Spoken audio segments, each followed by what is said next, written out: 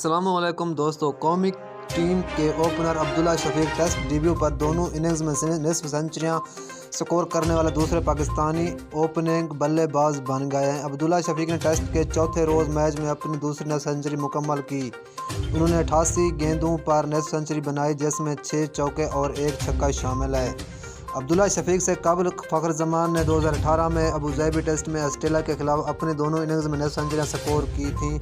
ان کے علاوہ عمر اکمل، اظہر محمود اور یاسر حمید بھی اپنے ٹیسٹ ڈیبیو پر دونوں اننگز میں نصف سنچریاں سکور کر چکے ہیں۔ یاد رہے کہ چٹاگانگ ٹیسٹ کے چوتھے روز کھیل کے اختتام پر پاکستان نے 202 رنز کے ہدف کے تعاقب میں کوئی وکٹ کھوئے بغیر 109 رنز سکور کر لیے تھے اور چٹاگانگ کے ظہور احمد چودھری کرکٹ اسٹیڈیم میں کھیلے جا رہے میچ میں شاہینوں نے دوسری اننگز میں بھی بنگلہ دیش کی ابتدائی وکٹیں جلد گرا دیں۔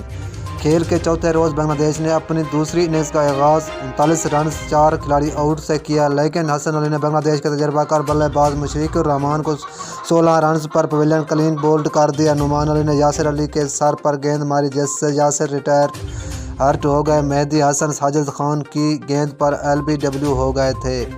تو دوستو، پہلی اننگز کے سنچری میکر لٹن داس نے دوسری اننگز میں بھی اچھی بیٹنگ کا مظاہرہ کرتے ہوئے 59 رنز سکور کیے۔ پاکستان کی جانب سے شاہین شاہ افریدی نے شاندار بولنگ کا مظاہرہ کرتے ہوئے 5 کھلاڑیوں کو آؤٹ کیا، جبکہ 3 وکٹیں ساجد خان اور 2 وکٹیں حسن علی کے حصے میں آئیں۔